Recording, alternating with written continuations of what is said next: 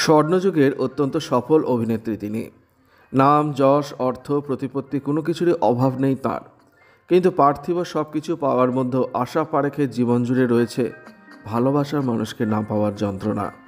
আর সেই যন্ত্রণা বুকে নিয়েই সারা জীবন নিঃসঙ্গ হয়ে রয়ে গিয়েছেন তিনি। শিশুশিল্পী হিসেবে আত্মপ্রকাশ করেন আশা। মাঝে কয়েক বছর বিরতি নিলেও কিশোরী বয়সে পুরোদস্তুর নায়িকা হয়ে ইন্ডাস্ট্রিতে ফিরে আসেন মনের মানুষের হাত ধরে।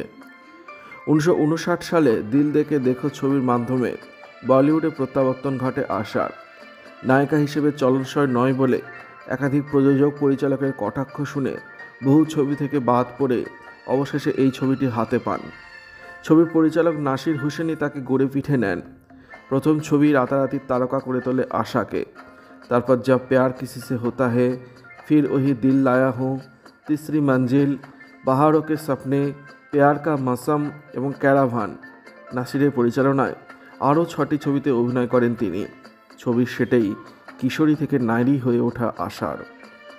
সেই যাত্রায় কখনো অভিভাবক, কখনো বন্ধু, আবার কখনো পথপ্রদর্শক। সব ভূমিকাতেই নাসিরকে পাশে পান তিনি। আর সেখান থেকে নাসিরের প্রতি গভীর ভালোবাসা জন্ম নেয় তার মনে। তবে এই অনুভূতি একতরফা ছিল না।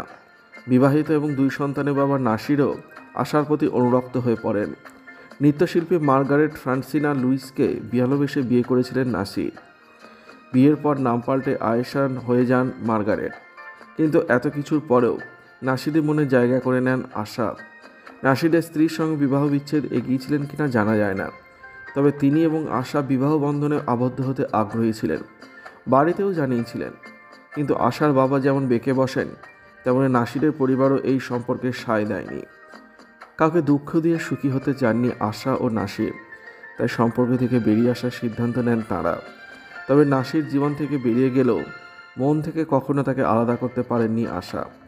তাই নাসিরের পর আর কারোর সঙ্গে সম্পর্কে জড়াননি তিনি, বিয়ে করেননি।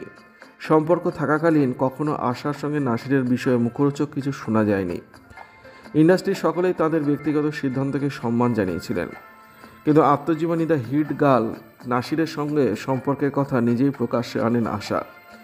জানেন, জীবনে এক পুরুষকেই ভালোবেসেছেন তিনি, সেই পুরুষ হলেন নাসির।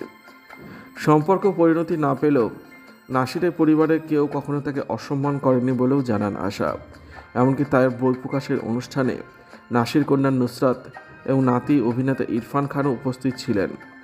নাসিরের ভাইপো আমির খান এবং তার মা জিনাতের সঙ্গেও সম্পর্ক ভালো আশার। 2002 সালে মৃত্যুর আগের দিনও নাসির ফোন করে তার সঙ্গে কথা বলেছিলেন বলেও জানিয়েছেন নাসির। নাসির ছাড়া জীবনে কেউ না আসা নিয়ে প্রশ্ন করা হলে আশা জানান, তিনি খুব গম্ভীর স্বভাবের, তাই তার কাছে ঘেঁষতেই ভয় পেতেন পুরুষরা।